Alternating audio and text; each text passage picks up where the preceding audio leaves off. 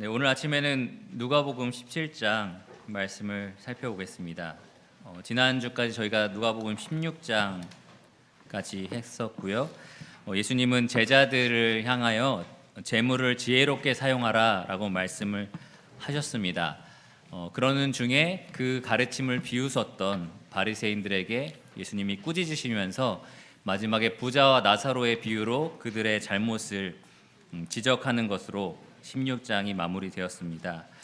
17장에 넘어와서 예수님은 다시금 제자들을 향하여 가르침을 주십니다. 특별히 누가복음 17장에는 몇 가지의 제자의 마땅한 도리에 대한 교훈이 담겨 있습니다. 그 중에 첫 번째 교훈, 제자도라고 말할 수 있는데요. 첫 번째 제자도인 죄를 그냥 넘어가지 마라. 이 교훈을 오늘 1절에서 4절까지 말씀을 통해서 함께 살펴보겠습니다. 교통사고를 제외하고 10년째 대한민국 국민의 사망 원인 1위인 질병이 무엇인지 혹시 아십니까? 네, 힌트를 드리겠습니다. 이 질병에 관해서 고대 그리스의 의사였던 히포크라테스라는 사람은 마치 그 질병의 생김새가 개의 등딱지와 같다라고 생각하여서 카르키노스라는 이름을 붙여주었습니다. 무엇인지 아시겠습니까?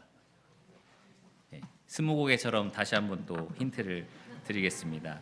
이 질병은 마치 개의 집게가 꼬집는 것처럼 아무리 떼어내려고 해도 집요하게 달라붙어 있는 병이다 라고 하여서 이러한 이름이 붙었는데요. 라틴어로 이 이름을 바꾸면서 CANCER, 캔서라는 이름이 되었다고 합니다.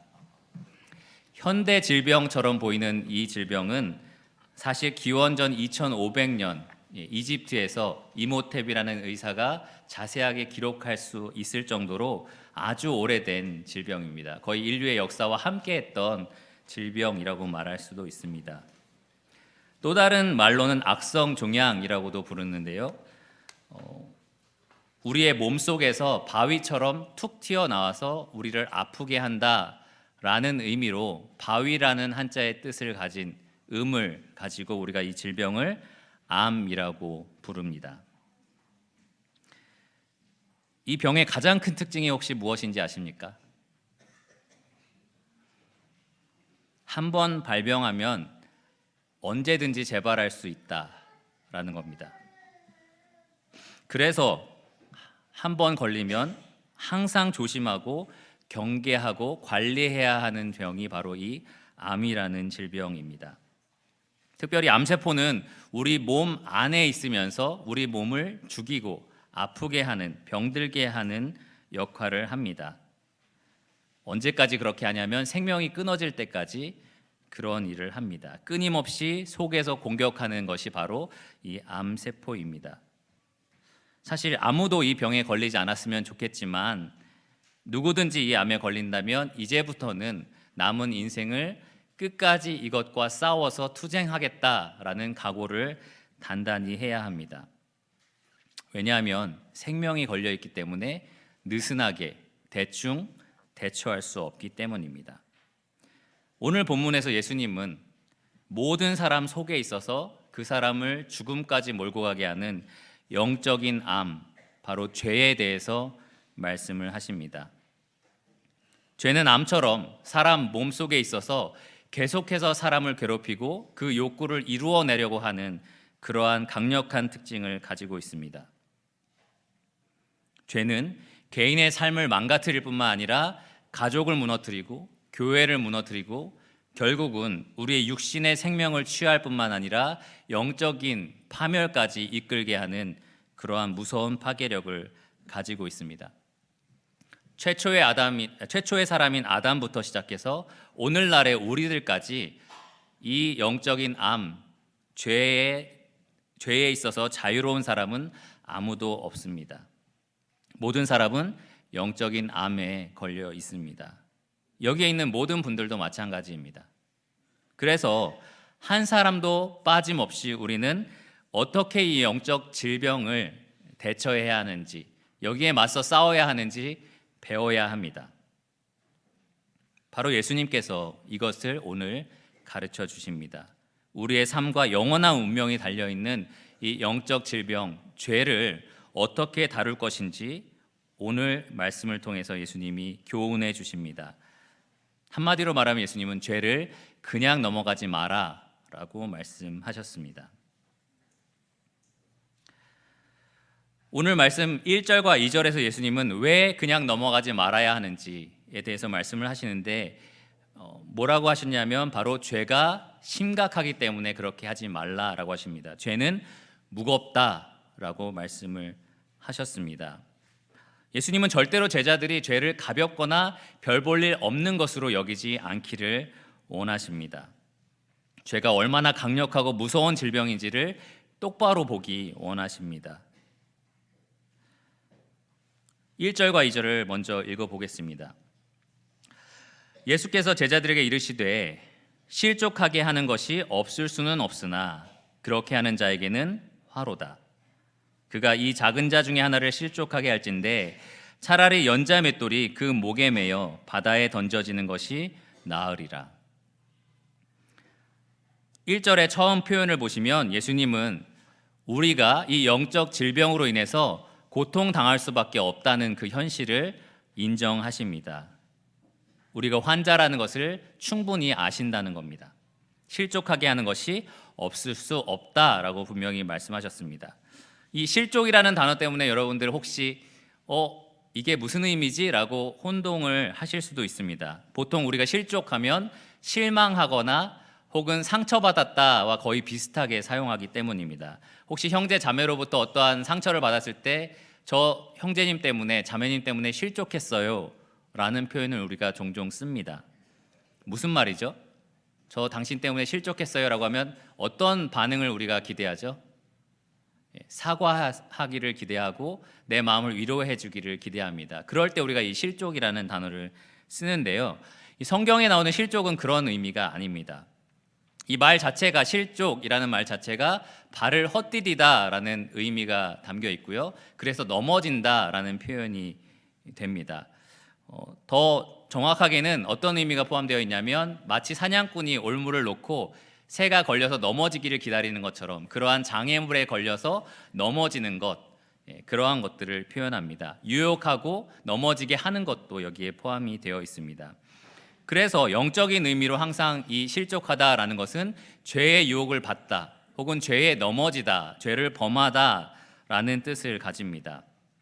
예수님께서 마태복음 5장에서 만약에 너희 오른 눈이 너를 실족하게 하거든 차라리 빼내어 버리라 라고 말씀을 하셨습니다. 우리 눈이 우리를 실망스럽게 하거든, 상처 주거든 빼내버려라 라는 말씀이 절대 아닙니다. 무슨 말입니까? 우리 눈이 여인을 보고 음욕을 품는 것, 그런 식의 죄를 범하게 하는 도구가 된다면 차라리 제거하라 라고 말씀하신 겁니다.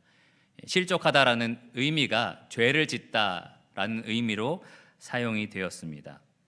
그래서 혹시 여러분 저 실족했어요, 형제님 때문에 자매님 때문에 실족했습니다 라고 말한다면 그 말의 원래 뜻이 무엇이냐? 저 죄를 지었습니다 라고 말하는 것과 같습니다. 예수님은 이 1절 말씀을 통해서 결국은 너희가 죄의 유혹을 받는 것, 죄에 넘어지는 것, 그것이 없을 수는 없다라고 말씀하신 것입니다.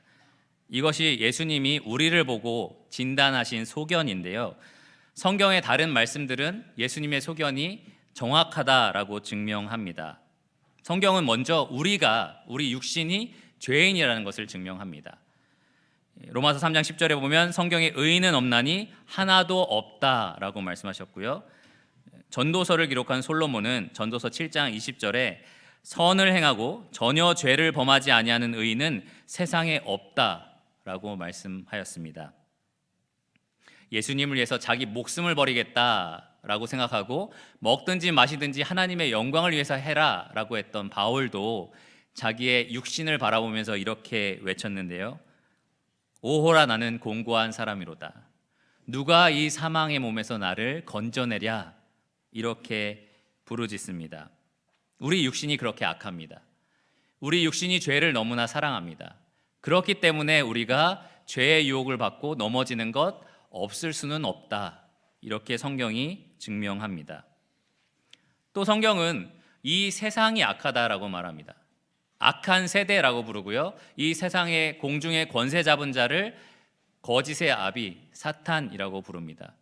그 사탄의 영향력 아래에 있는 사람들을 불순종의 자녀들이라고 부르고요. 그들이 자기 욕심에 따라 원하는 대로 살아가는 것이 바로 이 악한 세상입니다.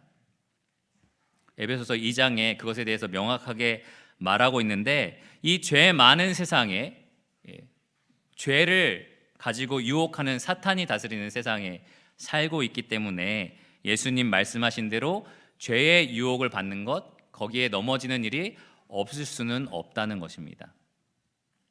물론 예수님은 우리를 죄의 저주에서 해방하셨습니다. 물론 예수님은 우리를 온전히 의롭다라고 선포하셨습니다. 하지만 우리는 여전히 죄를 사랑하는 육신을 입고 있습니다. 새로운 육신, 죄가 전혀 없는 육신을 아직 입기 전입니다. 그리고 우리는 죄가 전혀 없는 세상을 아직 보지 못하고 있습니다. 새로운 하늘, 새로운 땅을 다시 창조하시기 전까지는 그러한 일이 있지 않을 겁니다. 그래서 이 몸을 가지고 이 땅에 사는 동안에는 죄의 유혹이 없을 수 없다. 이렇게 성경은 분명하게 말을 합니다.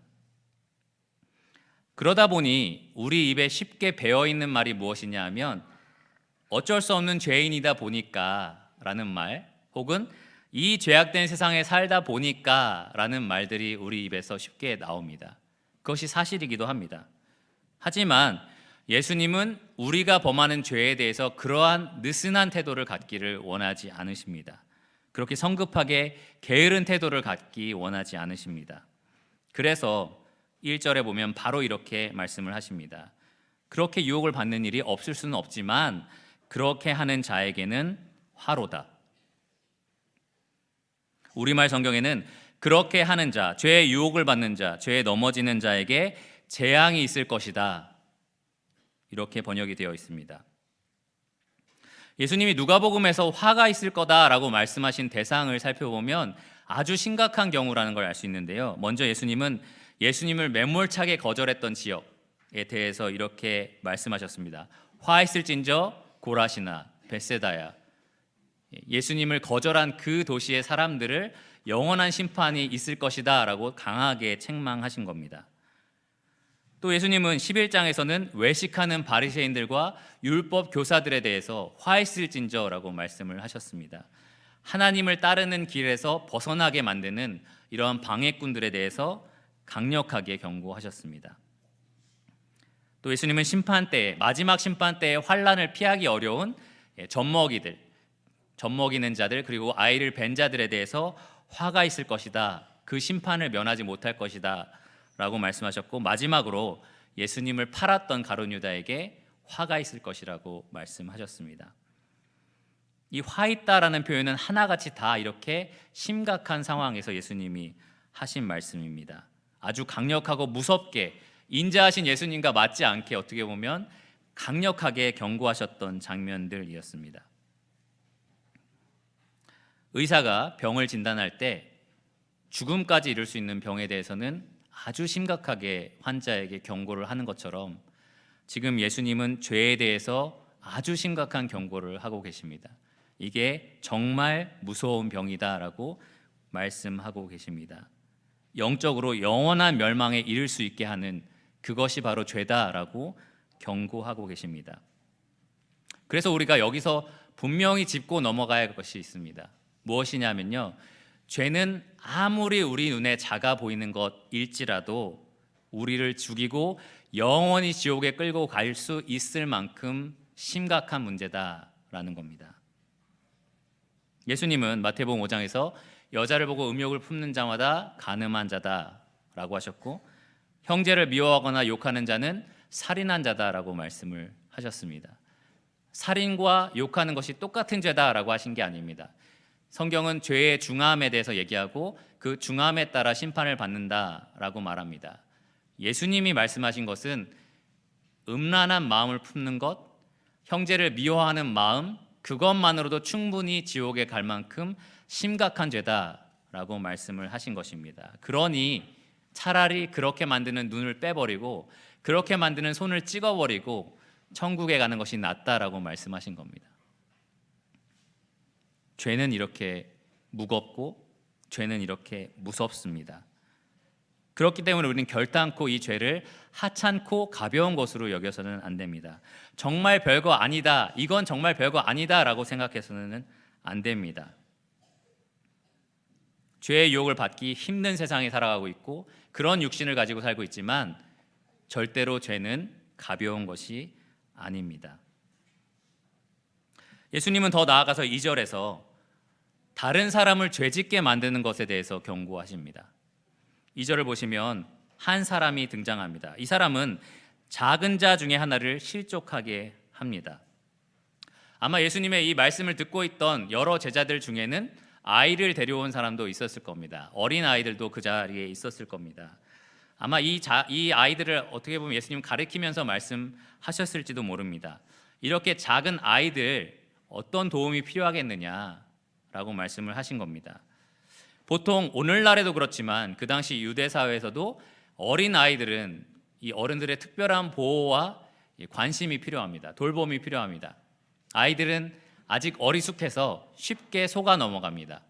여러분의 아이들 10,000원과 사탕 중에 뭐 가질려면 보통 아주 어린 아이들은 사탕을 선택합니다. 아직 잘 모르는 거죠. 그러한 어리숙함을 아이들은 가지고 있습니다. 아직 더 많이 배워야 할 것이 있는 거고요. 외부의 공격이나 이런 어려움으로부터 자기를 보호할 능력도 어른에 비해서는 턱없이 부족합니다. 예수님 그런 아이들이 그러한 돌봄과 보호가 필요한데 오히려 그런 아이들을 어렵게 만들고 넘어지게 하는 것이 문제가 있지 않냐라고 말씀을 하신 겁니다. 이 영적인 의미로 무엇이냐면 이 연약한 성도들에 대해서, 연약한 제자들에 대해서 그렇게 하는 것이 정말 나쁜 것이다라고 말씀하는 겁니다. 영적으로 어린 아이들이 있습니다. 이 교회 안에도 있습니다. 이제 교회에 막 더해져서 하나님의 진리를 배워가야 하는 사람이 있고요. 잘 몰라서 다른 사람이 이상한 걸 얘기해줘도 분별하지 못하는 그러한 영적 아이들이 있습니다. 삶의 여러 가지 무게에 짓눌려서 영적인 것들을 바라보지 못하는 어린아이들도 있고 또 상처를 쉽게 받고 상처 때문에 힘들어하는 그러한 성도들도 있습니다. 그러한 성도들을 실족하게 하는 것, 넘어지게 하는 것, 죄를 짓게 하고 죄로 유혹하는 그 일은 정말로 나쁜 일이다라고 예수님이 지금 말씀을 하십니다. 얼마나 나쁜 일이냐? 예수님은 차라리 연자맷돌을 메고 바다에 빠지는 것이 낫다라고 말씀하셨습니다. 여기서 말하는 연자맷돌은요, 아주 크고 무거운 돌입니다.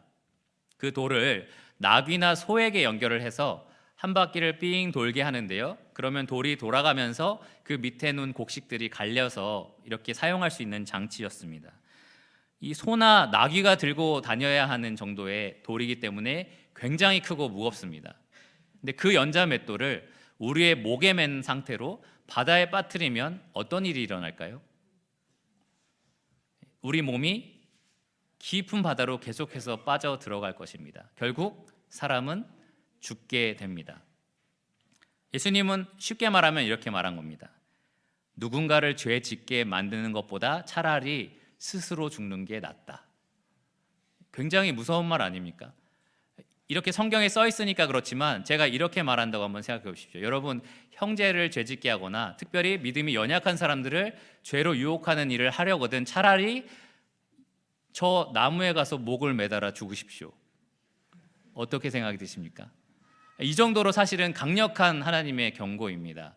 다른 사람을 죄로 유혹하는 것, 넘어지게 하는 것이 그만큼 심각한 일이다라고 예수님이 말씀을 하시는 겁니다. 특별히 이 말씀을 듣고 있던 유대인들의 사회에서는 속설이 하나 있었는데요, 이 바다에 실종된 사람은 부활 때에, 마지막 때에 부활하지 못한다라는 속설이 있었습니다. 그러니까 이거는 단순히 그냥 육체적인 죽음이다라는 게 아니라 영원히 멸망한다라는 그러한 개념도 들어있던 겁니다. 예수님은 어떻게 보면 앞에 화로다, 재앙이다라고 말씀하신 것처럼 다른 사람을 죄에 빠뜨리는 것도 영원한 파멸을 받는 것이 더 낫다라고 말씀을 하시는 겁니다. 정말 무섭게 경고를 하신 내용입니다. 이 1절과 2절 말씀을 통해서 우리가 분명히 알 수 있는 것은 죄가 이만큼 심각하다라는 겁니다. 절대로 가볍게 여겨서는 안 된다는 것입니다. 우리 죄인이니까, 우리 죄악된 세상에 살고 있으니까 어쩔 수 없지, 이러한 느슨한 태도는 예수님의 경고에 합당하지 않다라는 겁니다. 그럴 수도 있는 것, 다른 사람에게 그렇게 해를 끼칠 수도 있는 것, 이렇게 절대 평가하지 말라는 것입니다. 내가 원래 성격이 좀 그래서, 내가 말투가 원래 좀 이래서, 내가 자라온 배경이나 환경이 좀 그랬기 때문에 이런 것들이 다 핑계라는 겁니다. 그럴 수 있지만 절대로 죄를 짓거나 죄를 짓게 하는 일은 하지 말라, 예수님이 이렇게 강력하게 경고하고 계십니다. 실제로 우리는요, 우리가 살고 있는 이 세상 속에서, 이 교회 안에서 이 죄가 얼마나 무서운 것인지 경험하면서 살아갑니다. 자녀들 중에는요, 하나님에 대한 강력한 증오심을 갖고 있는 아이들이 있습니다. 이 진리를 강력하게 완강하게 거부하는 아이들이 있습니다. 안타깝게도 그 이유 중에 어떤 경우는 이 부모님의 죄나 부모님이 이중적으로 보여주는 모습 때문에 그런 경우가 있습니다. 죄라는 것이 이 자녀에게 하나님을 거절하게 하는 아주 강력한 장애물이 됩니다.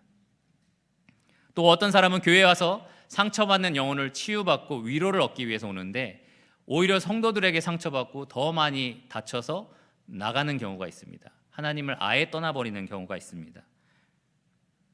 왜 그렇습니까? 결국 그 죄가 그런 일을 하는 것입니다. 내 안에 있는 죄가 나를 파멸로 이끌고 다른 사람에게 행한 죄가 그 사람을 병들게 만듭니다. 성도가 성도를 넘어뜨리게 하고, 특별히 약한 성도들이 길을 헤매게 하고, 영적으로 자라나야 할 사람들이 아주 오랜 세월 동안 그대로, 그 모습 그대로 자라지 못하게 만드는, 그것이 바로 아주 작은 죄입니다. 올바른 길에서 미끄러지게 하고 삶을 병들게 하고 낭비하게 하는 것이 바로 이 죄입니다. 하나님의 강력한 은혜를 거부하게 만드는 것이 바로 이 죄입니다. 죄가 이렇게 무서우니 여러분 절대로 가볍게 여겨서는 안 됩니다. 여러분 한번 생각해 보십시오. 아담이 단순하게 저지른 따먹지 말라라는 그 죄, 그것이 온 인류에게 미친 영향을 한번 생각해 보십시오. 죄가 그렇게 무서운 것입니다. 너무 작아서 우리 눈으로는 보이지도 않는 작은 암세포 하나가 결국은 우리 몸 전체에 퍼져서 우리의 생명을 빼앗는 것처럼, 죄는 아무리 작고 하찮아 보일지라도 우리를 죽이고 영원한 멸망까지 이끌 만큼 충분히 파괴적입니다. 그래서 우리가 이 죄의 심각성을 먼저 알아야 됩니다. 우리가 어떤 질병을 치료하려면 먼저 그 질병이 얼마나 심각한지를 알아야 되는데요, 예수님이 지금 제자들에게 죄가 이렇게 심각한 것이다 먼저 분명하게 말씀하셨습니다. 자, 그러면 어떻게 이 죄를 우리가 다뤄야 할까요? 어떻게 이 죄와 싸울 수 있을까요? 3절과 4절에서 예수님이 이렇게 말씀을 하십니다. 3절입니다. 너희는 스스로 조심하라. 만일 내 형제가 죄를 범하거든 경고하고 회개하거든 용서하라. 만일 하루에 7번이라도 내게 죄를 짓고 7번 내게 돌아와 내가 회개하노라 하거든 너는 용서하라 하시더라. 두 가지의 죄를 다루는 방법이 나옵니다. 첫째로는 우리 스스로 해야 될 방법이고요, 두 번째로는 다른 형제 자매의 죄에 대해서 어떻게 할 것인지에 대해서 말씀하십니다. 첫째로 예수님은 스스로 조심하라 라고 말씀하셨습니다. 조심하라. 여러분, 병에 안 걸리려면 우리가 어떻게 해야 됩니까? 기본적인 원칙에 대해서 혹시 알고 계십니까? 병에 안 걸리기 위해서 우리가 손을 어떻게 해야 되죠? 깨끗이 씻어야 됩니다. 제가 손을 씻으면 아내가 항상 다시 씻으라고 하는데요. 다시 씻는 방법, 왜 그럴까요? 씻는 방법이 있습니다. 아주 꼼꼼하게 잘 씻어야 됩니다. 물은 어떻게 해야 되죠? 어떻게 마셔야 될까요? 요즘 정수기가 있어서 별 생각을 안 하시겠지만 끓여서 보통 마십니다. 음식의 유통기한은 꼭 확인해야 합니다. 가끔 어머니가 1달, 2달 지난 것도 괜찮다고 하시는데 절대 그렇지 않습니다. 저는 먹지 않습니다. 유통기한을 꼭 확인하고 드셔야 됩니다. 그리고 뭔가 봐도 냄새가 좀 이상하다, 먹으면 왠지 죽을 것 같다라고 생각되는 그러한 음식들은 어떻게 해야 될까요? 호기심에 한번 먹어보면 좋지 않습니다. 먹지 않는 것이 맞습니다. 우리가 질병에 걸리지 않기 위해서 이러한 노력들을 하는 게 당연합니다. 마찬가지로 예수님은 이 죄의 유혹에 받지 않기 위해서 스스로 조심해야 된다라고 말씀하셨습니다. 우리가 우리 안에 있는 죄를, 우리 안에 있는 죄의 유혹을 다뤄야 하는 그러한 방법입니다.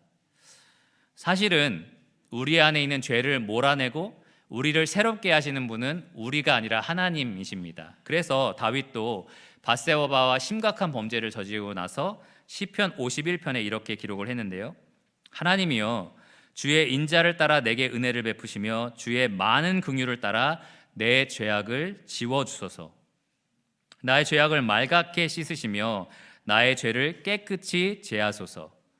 내 속에 정한 마음을 창조하시고 내 안에 정직한 영을 새롭게 하소서. 누가 내 안에 죄를 지웁니까? 맑게 씻어냅니까? 하나님이 하십니다. 누가 이 더러운 마음을 새롭게 창조하십니까? 정결하게 하십니까? 바로 하나님이 그렇게 하십니다. 근데 동시에 오늘 예수님의 말씀처럼 성경은 우리가 그 하나님의 주권적인 사역에 동참해야 된다라고 가르칩니다.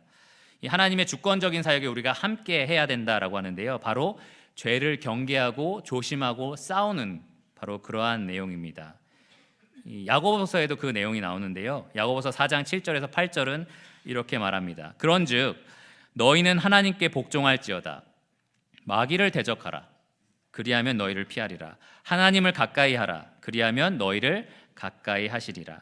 죄인들아 손을 깨끗이 하라. 두 마음을 품은 자들아 마음을 성결하게 하라. 우리가 해야 할 부분이 계속해서 나옵니다. 마귀를 어떻게 하라고요? 대적해야 됩니다. 우리를 죄로 유혹하는 마귀를 우리는 대적해야 됩니다. 하나님은 가까이 해야 됩니다. 죄를 범하는 손을 어떻게 하라고요? 깨끗하게 하라. 이 마음이 두 가지로 나누는 이 마음들을 성결하게 하라, 지켜라 라고 성경이 말을 합니다. 우리가 해야 할 부분입니다. 이 죄라는 것은 어떻게 보면 마치 올무를 우리 발 앞에 두고 기다리고 있는 어떤 인격체와 같습니다. 이 가인이 아벨을 쳐 죽이는데요. 가인이 살인을 저지르기 전에 하나님이 가인에게 나타나셔서 뭐라고 말씀하셨냐면 죄가 지금 네 문 앞에 웅크리고 있지만 너는 그 죄를 다스려라 라고 말씀하셨습니다. 마찬가지로 이 죄를 가지고 있는, 죄를 사랑하는 우리 육신, 이 육신을 가지고 있는 우리는 우리 발 앞에 항상 그런 죄의 유혹이 있다라는 사실을 기억해야 합니다. 이런 올무나 함정이나 덫 같은 것들이 우리 주변에 있어서 항상 우리가 넘어질 것을 기다리고 있다라고 우리가 분명하게 생각해야 합니다. 이 세상에서 계속해서 유혹이 오고 있고요. 우리 안에서 계속해서 육신의 욕구가 솟구치고 있습니다. 그런 것들을 우리가 잘 살펴보고 조심하고 경계해야 합니다. 어떻게 우리가 그렇게 할 수 있을까요? 무엇으로 우리가 그것을 분별할 수 있을까요? 우리 몸에 질병이 있는지 알아보기 위해서 우리가 동그란 통 안에 들어가서 찍어보는 게 있습니다. 뭔지 아십니까? MRI입니다. MRI를 찍거나 PET 같은 걸 찍어봅니다. 우리 안에 더러운 것이 있지 않은지 살펴보는 겁니다. 우리 안에 죄의 유혹이 있는지 혹은 우리 밖에서 죄의 유혹이 들어오고 있는지 무엇으로 점검해 볼 수 있을까요? 바로 성경을 통해서 가능합니다. 디모데후서 3장 16절과 17절을 보면 성경이 바로 그러한 일을 한다라고 말합니다. 우리가 가진 생각들 중에 죄악된 생각이 있으면 성경은 그것을 책망합니다. 우리가 가진 생각 중에 옳은 생각을 성경은 교훈합니다. 우리가 가진 삶 가운데 죄악된 삶의 모습이 있다. 성경은 그것을 바로 잡아줍니다. 우리의 삶 가운데 올바른 삶이 무엇인지 성경은 교훈합니다. 교육합니다. 성경이 바로 그것을 위해서 주어졌습니다. 하나님의 사람으로 온전한, 죄에서 멀어지고 그리스도의 형상을 닮은 온전한 모습으로 자라는 데 충분한 책이 바로 이 성경입니다. 그래서 우리가 이 갓난아기처럼 간절히 사모하는 마음으로 이 성경을 정기적으로 우리 영혼에 비춰보고 이 세상에 비춰보는 일들이 필요합니다. 그것이 예수님이 지금 말씀하신 스스로 조심하라 라는 것의 확실한 적용입니다. 가령 이 갈라디아서 5장을 보면서 우리 자신을 살펴볼 수 있을 겁니다. 이 갈라디아서 5장에 보면 육신의 소욕이 무엇인지 분명하게 나오는데요. 음란한 생각과 더러운 것과 우상 숭배, 자기 중심적인 삶입니다. 그리고 원수 맺는 것, 분쟁, 분열, 시기, 이단, 술 취함, 방탕함, 혹시 이러한 것들이 내 마음속에 일어나고 있지는 않은지 점검해 볼 수 있습니다. 또 이 세상으로부터 오는 죄의 유혹을 우리가 분별할 수 있는데요. 이 디모데후서 3장에 보면 이 말세에 죄 때문에 얼마나 고통스러운지 그 영향력에 대해서 경고합니다. 말세 사람들이 자기를 사랑하고 돈을 사랑하고 하나님보다 쾌락을 사랑하고 그 감사하지 않고 거룩하지 않고 원통함을 풀지 않고 사납고 선한 것을 좋아하지 않고 혹시 이러한 영향 아래 내가 지금 노출되어 있지는 않은지, 그러한 것들을 그냥 받아들이고 있지는 않은지 이 말씀을 통해서 경고할 수 있습니다. 이런 죄의 심각한 감염으로부터 우리 스스로를 보호하라고 예수님은 분명하게 말씀하셨습니다. 그 다음에 3절 후반부터 4절까지는 다른 사람이 죄를 범했을 때 어떻게 해야 되는지 분명하게 말씀을 하십니다. 조건문으로 시작하는데 만일로 시작을 합니다. 만일 내 형제가 죄를 범하거든, 지금 다른 형제 혹은 자매가 죄를 범한 상황을 말씀하고 계십니다. 실제로 우리는 다른 사람의 죄에 직접적으로 영향을 받기도 하고요, 간접적으로 영향을 받기도 합니다. 예를 들면 어떤 형제가 나를 직접 욕할 수가 있습니다. 직접 나에게 분노할 수가 있고요, 뒤에서 나를 욕할 수도 있고 헛된 소문을, 나에 대한 헛된 소문을 퍼뜨리고 다닐 수가 있습니다. 그렇게 다른 사람의 죄에 내가 직접 피해를 볼 수가 있습니다. 또 간접적인 영향도 있는데요, 어떤 성도가 간음을 하거나 어떤 심각한 죄에 빠졌을 때 모든 성도가 같이 실망하고 낙심하는 그러한 영향에 빠지기도 합니다. 이러한 여러 가지 죄가 어떤 형제 자매 때문에 일어났을 때 어떻게 하라고 예수님이 말씀하고 계십니까? 3절에 보시면 경고하라 라고 말씀하십니다.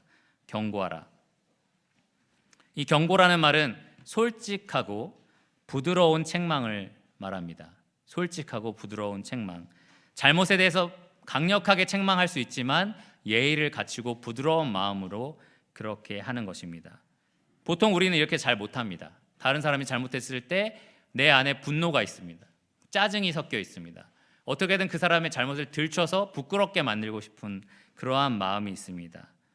근데 예수님이 말씀하신 이 경고에는 그러한 죄들이 들어가 있지 않습니다. 신실함이 들어가 있고요, 솔직함이 들어가 있고 또 분명함이 들어가 있습니다. 상대방의 등 뒤에서 하는 게 아니라 그 사람 앞에서 하는 것이 바로 이 경고입니다.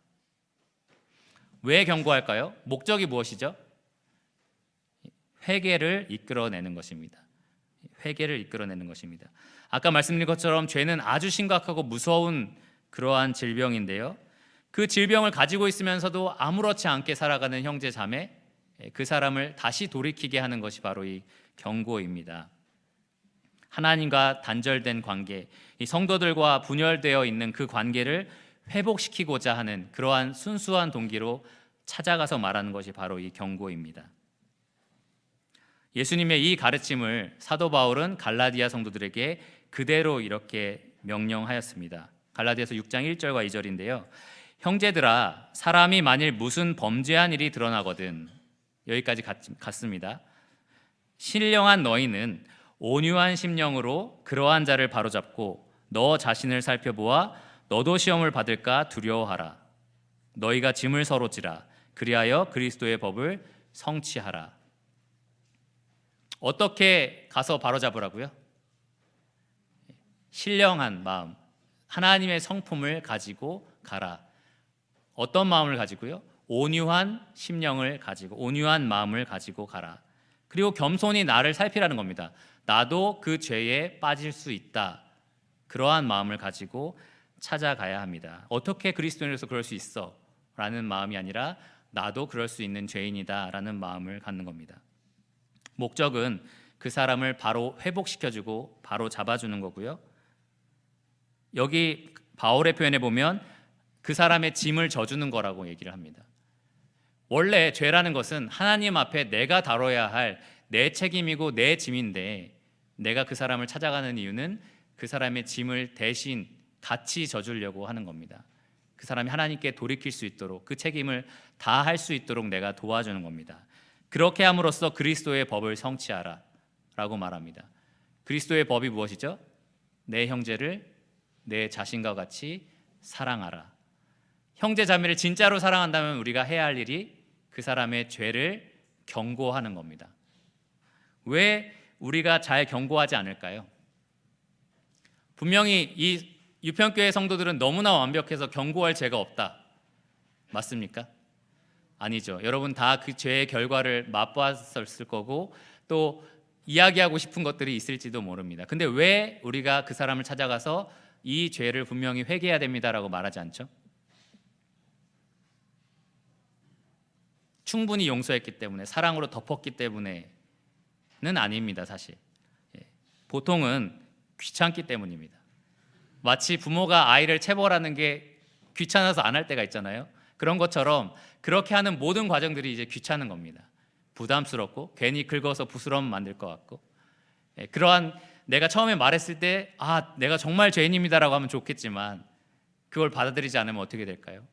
그런 걸 생각하면서 그 모든 길어지는 과정들을 내가 참여하고 싶지 않은 겁니다. 그냥 내가 안 보면 되지, 안 건드리면 되지, 잊어버리면 되지라고 생각을 하는 겁니다. 그러면서 난 사랑으로 덮었다라고 착각할 수도 있습니다. 그런데 만일 그 형제와 나 사이에 그것이 계속해서 장애물로 남아있다면, 그 사람을 생각할 때마다 그것이 찜찜함으로 계속 마음속에 있다면, 그 사람을 진정으로 그리스도의 한 형제 자매로서 사랑하는데 계속해서 뭔가 문제를 일으키는 그러한 것이 되고 있다면, 가끔 생각날 때마다 분노가 떠오르게 하는 그러한 일로 작용하고 있다면, 사실 그건 사랑으로 덮은 게 아니라 죄를 제대로 다루지 않고 넘어간 겁니다. 그러니 이 예수님의 말씀에 순종함으로 우리가 찾아가야 합니다. 그 사람을 찾아가야 되고요. 어떤 마음을 가지고요? 온유한 마음을 가지고 찾아가야 됩니다. 겸손함으로 무장하고 찾아가야 합니다. 내 형제를 진심으로 사랑하는 마음으로 예의 있게 그 사람의 잘못이 무엇인지 스스로 볼 수 있도록 말해줘야 됩니다. 한 번, 두 번 하고 포기하지 말고요.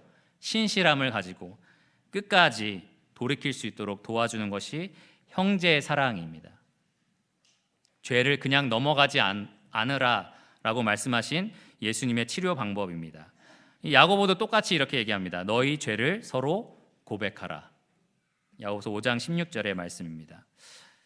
자, 이렇게 경고를 했을 때 그 형제가 회개한다면 예수님이 어떻게 하라고 지금 명령하고 계십니까? 용서하라라고 말씀을 하십니다. 용서하다가 무슨 뜻인지 굳이 설명하지 않아도 여러분 다 알고 계실 겁니다. 그런데 여기 한 가지 우리가 간과하는 개념이 있는데 뭐냐면 신속함입니다. 예수님은 즉시 신속하게 용서하라라고 명령하고 계십니다. 이 용서하다라는 단어에 그 의미가 포함되어 있습니다. 또 어떤 의미가 포함되어 있냐 하면 풀어주다라는 의미가 포함되어 있는데요.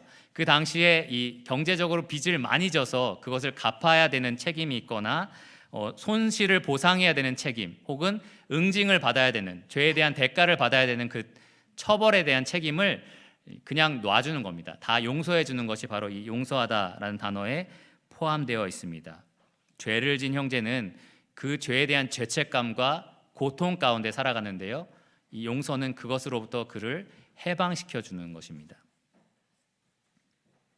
사실 많은 사람이 용서하지 못하는 죄를 짓고 삽니다. 혹시 여러분 마음속에는 용서하지 못하는 누군가가 있지 않습니까?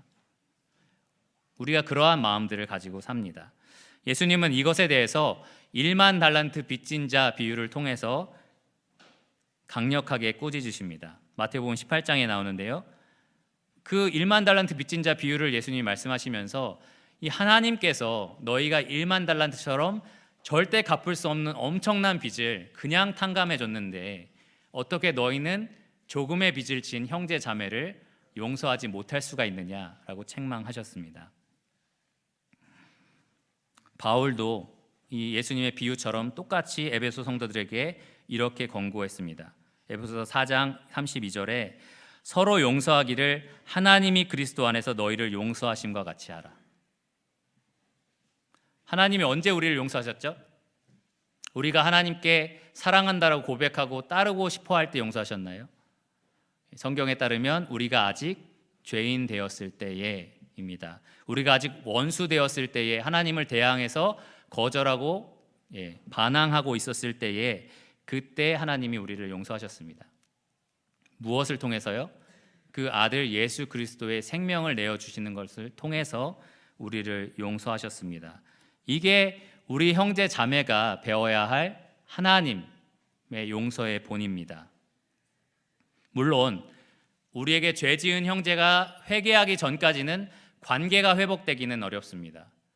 그 사람이 끝까지 죄를 인정하지 않는다면 관계가 회복되기가 참 쉽지 않습니다. 그렇지만 우리 스스로 용서할 수는 있습니다. 우리 마음으로 그를 풀어줄 수는 있습니다.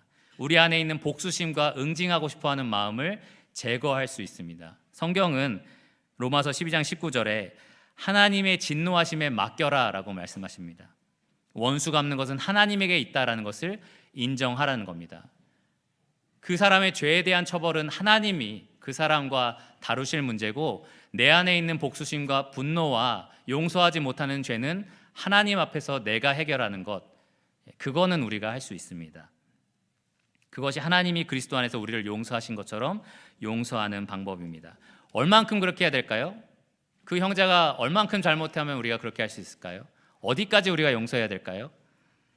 예수님은 이 4절 말씀에 이렇게 말씀하십니다. 만일 하루에 7번이라도 죄를 지고 7번 다시 너에게 돌아와서 내가 회개하노라 하면 어떻게 하라고요? 너 정말 회개한 거 맞아? 이렇게 하라고요? 아니죠. 용서하라. 근데 인간적으로 한번 생각해 보세요. 하루에 7번 여러분에게 똑같이 죄를 지고 다시 와서 나 정말 잘못했어라고 한다면 우리가 보통 어떤 마음이 들까요? 정말 회개한 거 맞아? 라는 생각이 들 겁니다. 내가 5번까지는 진짜 내가 딴 사람보다 훨씬 이해심이 넓어서 그 정도는 용서할 수 있어도 7번은 안 돼 라고 생각할지도 모릅니다. 특별히 이 말씀을 듣고 있던 제자들, 그 당시에 유대 사회에서는 랍비가 이런 말을 한 적이 있다고 합니다.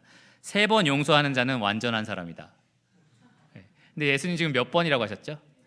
거기에 2배를 곱해서 하나를 더한 7번을 말씀하셨습니다. 근데 이게 다가 아닙니다. 마태복음 18장에 따르면 베드로가 큰 이 배포를 벌여서 이렇게 얘기를 합니다. 예수님, 형제가 나에게 죄를 범하면 몇 번이나 용서하면 됩니까? 그러면서 뭐라고 했죠? 7번이면 됩니까? 라고 합니다. 정말 대단한 숫자를 베드로가 제시했고, 예수님으로부터 아마 그래 참 대단하다라는 얘기를 듣길 원했을 겁니다. 예수님은 뭐라고 대답하셨죠? 7번을 70번까지라도 하라라고 말씀하셨습니다. 7번을 70번 하면 7번을 70번이라는 얘기인데요. 몇 번을 얘기하죠? 490번을 얘기합니다. 490번까지라도 하라라는 말씀은 그렇게까지라도 해라 라는 말씀입니다. 그 이상으로 더 하라라는 말씀이죠. 그래서 한계가 없이 그 사람이 진심으로 회개한다면 용서하라, 즉시 용서하라라고 예수님이 말씀을 하시는 겁니다. 회개하는 죄는 언제든지 용서하라, 예수님이 이렇게 말씀하셨습니다. 물론 쉽지 않은 일입니다. 쉽지 않은 일입니다. 여러분 490번 잘못한 사람 용서할 수 있습니까? 정말 쉽지 않습니다. 우리 안에 그만큼 남을 불쌍히 여기는 마음이, 또 용서하고 싶은 마음이 없습니다. 너무나 부족합니다. 용서할 힘은 너무나 없고 그 사람에 대한 미움은 너무나 크고 내가 받은 상처는 너무나 깊숙하고, 그래서 용서하기가 참 힘듭니다. 그럴 때 우리가 바라봐야 할 대상이 있는데요, 바로 오늘의 이 말씀을 주고 계시는 예수 그리스도입니다. 그분은 지금 온 인류를 용서하기 위해서, 이 세상에 존재하는 가장 큰 용서를 베풀기 위해서 예루살렘을 향하여 가고 계시는 중입니다. 7번을 70번까지 하나님을 배반했던 이스라엘 백성, 그리고 이방인들의 죄를 씻기 위해서 자기 자신을 내어줌으로써 용서하기 위해 지금 예루살렘을 향해 가고 계십니다. 우리 인간이 하나님께 얼마나 많이 범죄하는지 한번 생각해 보십시오. 사람의 마음이 얼마나 많은 죄악이 들어오는지 한번 생각해 보십시오. 하루에도 수없이 많이 하나님을 배신합니다. 하나님이 없는 것처럼 사는 삶, 정말 많지 않습니까? 마치 하나님이 안 계신 것처럼 우리가 생각하고 살아갈 때가 참 많습니다. 하나님만 우리 마음의 신으로 모셔야 되는데 거기에 피조물이나 명예나 인기나 사람들의 인정이나 수많은 우상을 만들어서 우리가 모시며 살아갑니다. 미움과 분노, 어떤 솟아나는 샘이 우리 안에 있는 것처럼 언제든지 일어나는 것이 이 미움과 분노입니다. 여러분, 운전대를 잡으면 바로 생기는 미움과 분노입니다. 성령이 기뻐하는 대로 살아가야 되는데 육신의 소욕을 따르는 적 여러분 있으십니까? 굉장히 많습니다. 이게 마지막입니다, 주님. 요번만 용서해 주세요라고 했던 죄를 얼마나 지셨습니까? 더 이상 이거에 대해서 기도도 못하겠다라고 할 정도로 많이 짓습니다. 7번씩 70번까지라도 저희는 하나님을 배반하며 살아갑니다. 만일 여러분이 저지르는 어떤 특정 범죄 때문에 진짜 내가 사랑하는 부모라든지 배우자라든지 자녀가 끌려가서 죽임을 당해야 된다라고 하면 그 죄를 지시겠습니까? 아마도 우리는 잘 짓지 않을 것입니다. 그런데 우리는 우리 죄 때문에 예수님이 끌려가서 죽임 당하셨다는 사실을 잘 알고 있습니다. 그리고 그 죽음에 대해서 감사하며 하나님 앞에 나와서 하나님을 찬양하고 예배하고 우리를 대신해서 죽으신 주님께 감사드린다라고 고백을 합니다. 그러면서도 그분을 죽음으로 몰고 간 그 죄를 수도 없이 짓고 있는 것이 바로 우리입니다. 그러한 우리를 예수님은 어떻게 바라보실까요? 이 요한을 통해서 요한일서 1장 9절에 예수님은 이렇게 약속하셨습니다. 만일 우리가 우리 죄를 자백하면 회개하면 그는 미쁘시고 의로우사 우리 죄를 사하시며 우리를 모든 불의에서 깨끗하게 하실 것이요. 이것이 예수님의 약속입니다. 여러분 7번씩 70번이라도 죄를 짓더라도 진심으로 자백한다면 예수님은 언제나 즉시 우리를 깨끗하게 하시고 모든 허물에서 우리를 사하신다는 겁니다. 용서하신다는 겁니다. 미쁘시고 의로우시기 때문입니다. 이 무한한 사랑과 용서를 날마다 체험하고 경험하는 우리가 형제 자매를 용서하지 않는다. 이것이 얼마나 부끄러운 일입니까? 얼마나 가식적인 모습입니까? 우리는 정말 무궁한 은혜와 용서를 누리면서 형제 자매를 위해서는 그 용서를 베풀지 않겠다. 정말로 완악한 마음입니다. 우리는 반드시 용서하지 않는 죄를 하나님 앞에 회개해야 합니다. 부끄럽게 여겨야 합니다. 특별히 이 하나님의 사랑을 그리스도를 통해서 충분히 경험한 사람은 더더욱 그렇게 해야 합니다. 사도 요한은 형제를 사랑하지 않는 자 하나님을 사랑할 수 없다라고 분명하게 못 박습니다. 오늘 우리는 이 예수님의 가르침을 통해서 죄의 심각성에 대해서 살펴보았습니다. 그리고 이 죄를 어떻게 다룰 것인지 배웠습니다. 예수님을 거부하고 있는 죄를 범하고 계신 분이 혹시 이 자리에 계시다면 여러분 먼저 그 죄를 회개하시기를 바랍니다. 그 죄에서 돌이키시기를 바랍니다. 모든 죄는 하나님이 예수 그리스도 안에서 용서하실 수 있지만 예수 그리스도를 거절한 죄는 그렇게 하지 않으십니다. 반드시 그 죄를 회개하시기를 바랍니다. 암세포를 도려내지 않고 그 어떤 노력을 한다 해도 사실은 큰 근본적인 효과가 없는 것처럼 예수 그리스도를 거절하는 죄를 회개하지 않고 하는 모든 회개는 사실 근본적인 효과가 없습니다. 여러분 마음에 하나님을 거절하고 예수님을 거부하는 그 마음을 도려낼 수 있도록 예수님께 의지하고 맡기시기 바랍니다. 예수님은 약속하셨습니다. 돌처럼 딱딱한 너희 마음을 제거하고 부드러운 마음을 내가 넣어주겠다. 그 예수님께 구하시기 바랍니다. 이미 예수님을 따르고 계시는 제자분들은 오늘 이 가르침을 꼭 기억하십시오. 먼저 죄는 절대 가볍게 여기지 말아야 한다는 것입니다. 죄는 아무리 작은 것이라도 아무리 입술에서 나오는 작은 말 한마디라도 치명적인 문제가 있다. 바로 그것 때문에 예수님이 돌아가셨다라는 사실을 분명히 기억하시기 바랍니다. 내 삶뿐만 아니라 내 형제 자매를 병들게 하는 것이다. 그 심각성을 잊지 마시기 바랍니다. 그리고 그 죄를 제대로 다루는 우리가 되기 원합니다. 첫째로는 나 스스로 조심하고 경계하는 자가 되고, 둘째로 다른 형제 자매제를 그냥 넘어가지 마시고 경고하고 회개할 수 있도록 도와주는, 그리고 용서하는 우리가 되기를 원합니다. 히브리서 말씀에 따르면 너희가 죄에 대해서 지금 싸우고 있지만 피 흘리기까지는 안 했다라고 말합니다. 우리가 죄랑 어떻게 싸워야 된다고요? 피 흘리기까지 대항하라. 우리가 그렇게 해야 됩니다. 죄와 그렇게 싸워야 됩니다. 사실 우리 안에서 성령님께서 그렇게 역사하고 계십니다. 계속해서 죄를 제거하시고요, 아들의 형상을 닮게 하고 계십니다. 우리도 적극적으로 기쁨으로 그 일에 동참해야 합니다. 그것이 바로 예수님이 가르쳐 주신 첫 번째 제자도, 죄를 그냥 넘어가지 마라입니다. 기도하고 말씀을 마치겠습니다.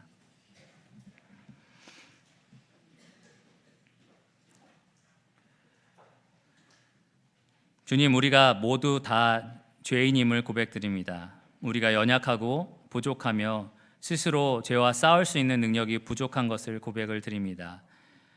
그러나 주님께서 우리를 구원하셨고 또 새로운 피조물로 창조하셨으며 우리 안에 성령을 주셔서 이 죄와 싸워 이길 수 있는 힘을 허락하여 주셨습니다. 우리가 온전히 그분을 의지함으로 죄를 가볍게 여기고 죄에 물들어 사는 것이 아니라 하나님께서 거룩한 백성이라는 성도로 부르신 것처럼 거룩함을 지켜낼 수 있는 그러한 자가 되게 하여 주시기 원합니다. 우리 안에 침투하는 죄를 멀리하고 또 우리 안에서 일어나는 죄를 경계하며 또 형제 자매에게 일어나는 죄를 그냥 넘어가지 않는 우리가 되기 원합니다. 진정으로 사랑하고 용서할 수 있는 자들이 되게 하여 주시기 원합니다. 주님, 특별히 이 유평교회 안에서 아직 하나님을 거절하고 있는 자들을 위해서 기도를 드립니다. 그들 마음에 있는 이 완강한 마음들 주님 꼭 제거하여 주시고 부드럽게 하여 주시기 원합니다. 주님, 형제 자매의 마음속에 있는 용서하지 못하는 죄에 대해서 고백을 드립니다. 주님, 이 무서운 죄를 우리가 회개하게 하여 주시고 하나님께 가지고 나와서 내려놓을 수 있도록 진심으로 회개하고 용서할 수 있도록 주님 도와주시기를 원합니다. 오늘 들려진 말씀을 주님 사용하셔서 성도들의 삶 가운데 강력하게 역사하여 주시기를 간구드리며 이 모든 것을 예수 그리스도 이름으로 감사하며 기도드렸습니다. 아멘.